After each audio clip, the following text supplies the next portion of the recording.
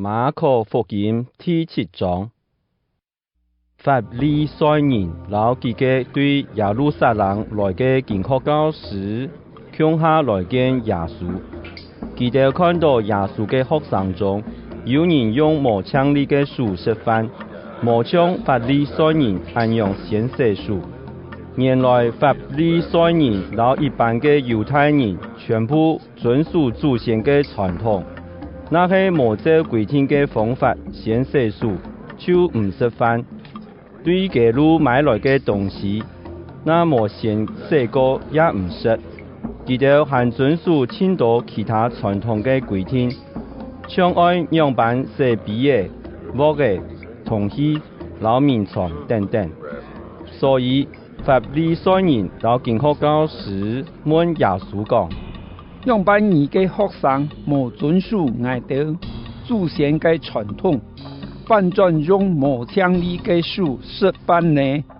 耶穌講：以賽亞指你哋兩種假冒為善嘅人所講嘅語言實在無唔錯，像聖經所記，上帝按樣講：兩條人用嘴唇皮尊敬我，總係佢哋嘅心遠遠離開我。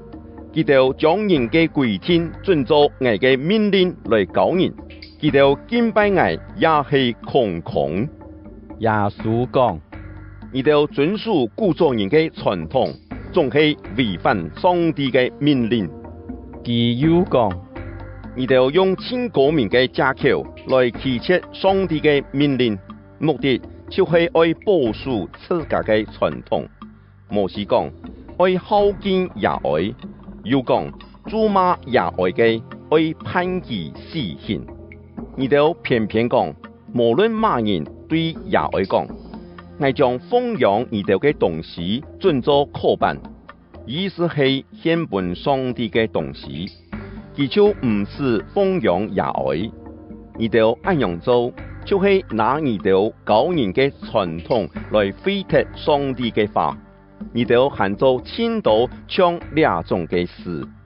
耶穌又召集眾人到佢面前，對佢哋講：你哋大家愛聽我嘅話，也愛明白。對外輩入到人地輩嘅，唔會使人無槍利；反轉對地輩出來嘅，將會使人無槍利。耶穌離開眾人入去牧道嘅時，佢學生問佢倆比喻嘅意思，耶穌老佢哋講：你哋同佢哋同樣無明白嘛？咁講你哋唔知，對外輩入去嘅唔會使人無槍利，因為對外輩入去嘅唔係到佢嘅心中，係到佢嘅腸肚地輩，然後就屙出來。耶穌講倆嘅話，意思係講一切事物全部係槍利嘅。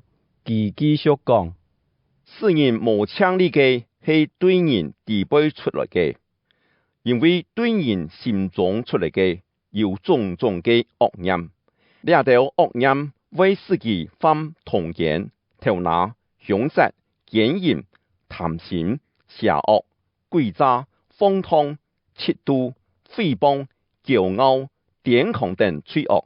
呢一切嘅邪惡全部係對人地輩出來，也真見為使人無槍利嘅。